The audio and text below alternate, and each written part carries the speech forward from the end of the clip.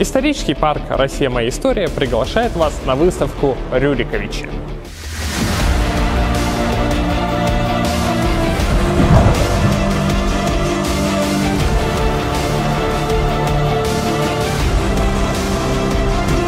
Здесь вы можете познакомиться с историей первой российской династии князей и царей.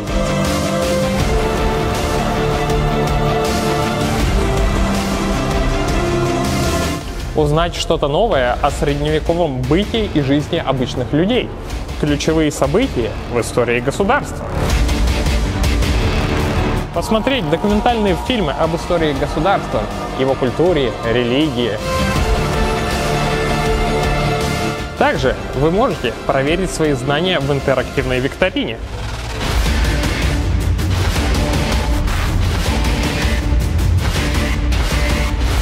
Вы узнаете много интересного, посетив нашу выставку. Ждем вас!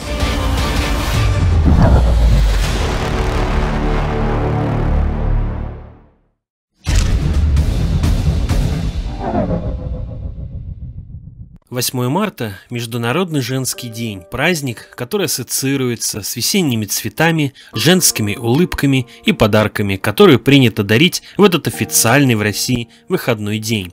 Но откуда к нам пришел Международный женский день? Кто принес его в Россию? Сегодня мы с вами поговорим о празднике 8 марта, который имеет богатую историю, окрашенную в красные цвета революции.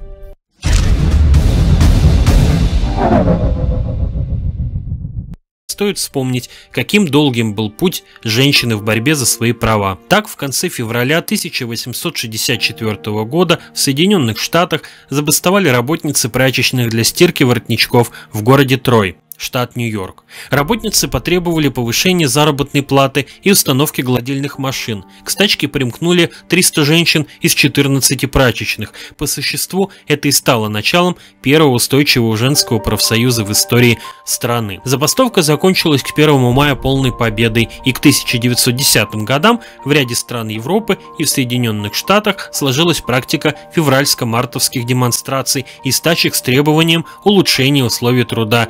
Не избежала этого и Россия. Женский день стал актуальным для России после декабря 1908 года, когда в Санкт-Петербурге состоялся первый Всероссийский женский съезд. Любопытно представляется тот факт, что так называемый революционный взрыв, который предшествовал февральской революции, разыгрался 23 февраля. По новому стилю это 8 марта 1917 года. Таким образом, случайно переплелись две даты, которые для сегодняшнего поколения россиян олицетворяют главный – мужской и женский праздники 23 февраля и 8 марта.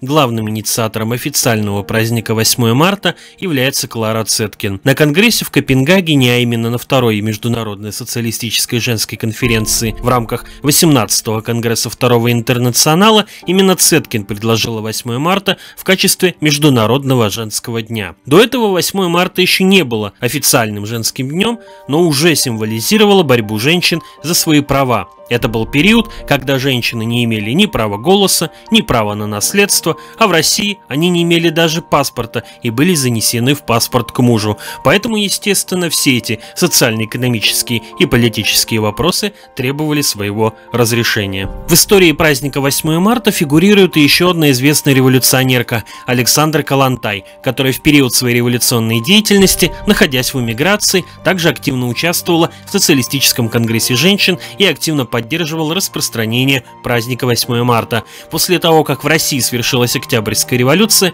Коллонтай была назначена наркомом социального презрения, по сути министром социальной политики, и одной из ее инициатив было введение в советский календарь Международного женского дня. В этом плане Коллонтай внесла главный вклад в учреждение праздника 8 марта в России. Никто из большевиков не возражал, поэтому особого сопротивления данной инициативе не было, а уж в дальнейшем, уже в период становления и развития праздника 8 марта, большую роль в его судьбе сыграла Надежда Константиновна Крупская, так как Коллонтай к тому времени уже была послом в Мексике, потому, естественно, влиять на формирование праздника не могла. Тем не менее, именно Александра Коллонтай оказала большое влияние на женский день в его формате. Даже выпустила несколько брошюр, посвященных празднику. Самым важным моментом здесь является то, что Россия не просто ввела 8 марта сразу после Октябрьской революции, но стала и первой страной в мире, которая полностью уравняла права женщин вместе с правами мужчин, как политических,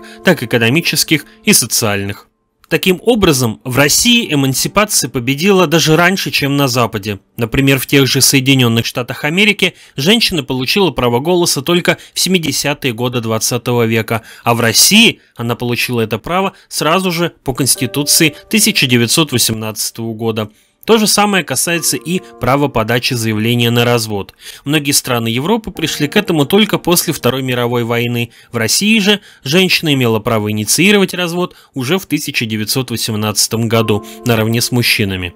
Соответственно, все права женщин, которые сегодня нам кажутся естественными, появились в Конституции 1918 года. Большую роль здесь сыграла Клара Цеткин, которая в этот момент активно сотрудничала с Российской коммунистической партией большевиков и лично Владимиром Лениным, и уже упомянутая Коллонтай как непосредственный член правительства, поскольку и в 1918 году, и в течение всего периода гражданской войны она входила в высшее руководство страны и влияла на многие решения. Не стоит забывать и о большой роли Надежды Константиновны Крупской в том, что праздник так хорошо прижился в России. По сути, Крупская – автор того формата празднования 8 марта, который мы наблюдаем в нашей стране с 1930-х годов. Это связано с тем, что, будучи заместителем Народного комиссара просвещения РСФСР, Крупская курировала в том числе и процесс создания праздников.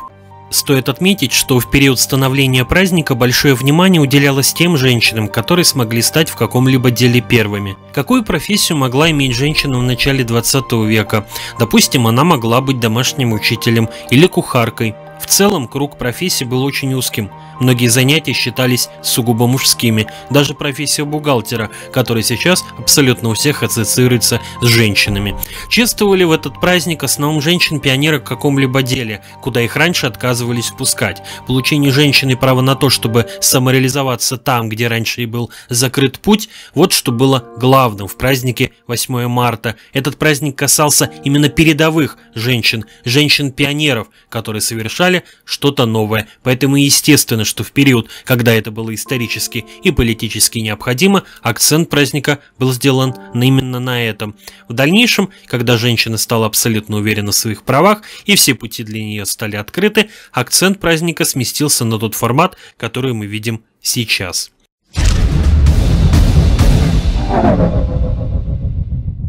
Историческая справка. 8 мая 1965 года. СССР. Москва. В канун 20-летия Победы в Великой Отечественной войне 8 марта был объявлен праздничным выходным днем по решению Коммунистической партии СССР. В честь выдающихся заслуг советских женщин в деле строительства коммунизма. В честь героических подвигов советских женщин в период Великой Отечественной войны.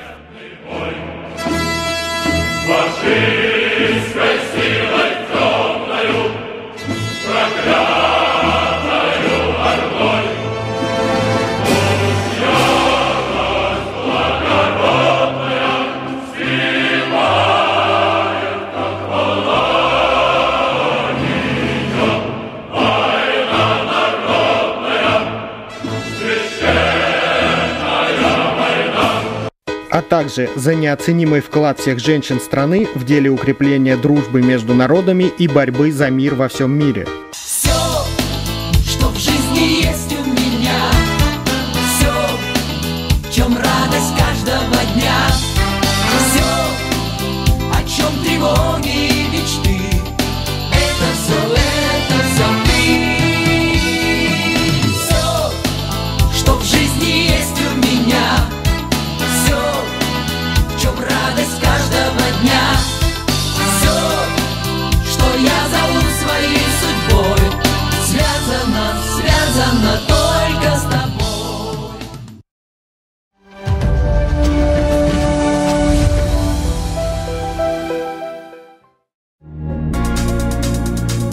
Все о прошлом, настоящем и будущем Якутии в историческом парке «Россия. Моя история». Первый и самый масштабный проект истории Якутии. Последние 100 лет, начиная с конца 19 века до наших дней. Выставка «Современная история Якутии» – это синтез современных мультимедийных технологий, арт-объектов и музейных экспонатов, ставших символами эпохи. Знай историю родного края. Якутия – родина российских алмазов. Только в историческом парке «Россия. Моя история» можно увидеть выставку «100 именных алмазов», посвященной столетию государственности Якутии, включающая в себя 100 крупнейших алмазов, реплик и сертификатов. Уникальные алмазы, которым присвоены имена 25 героев Советского Союза, 35 якутян-героев социалистического труда, анимпадиста Сафронова Алампа и других достойных личностей Якутии. Прикоснись к истории богатства Якутии.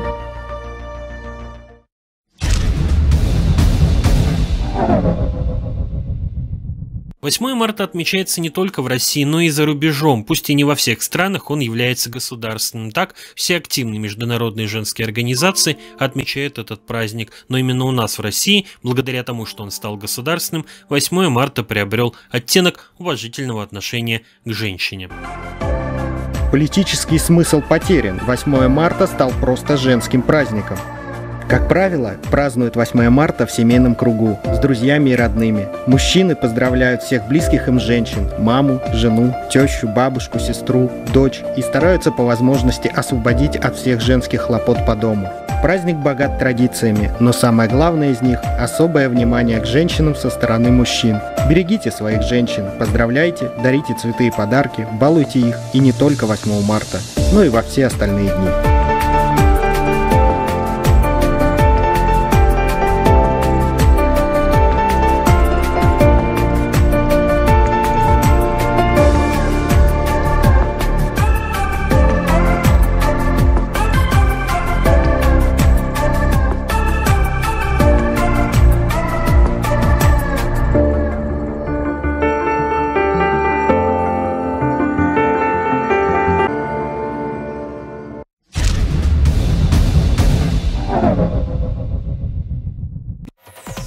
Приятная новость. СМИ телепрограмма «Точка взаимодействия» теперь имеет возможность создания имиджевых телепрограмм с дальнейшим размещением на телеканалах и в социальных сетях. СМИ может организовывать прямые эфиры и трансляции с 3 камер в интернет с сочетанием других программ типа Zoom. Или приедет и поможет записать ваше мероприятие с 4 камер. Подробности на сайте Округ ТВ.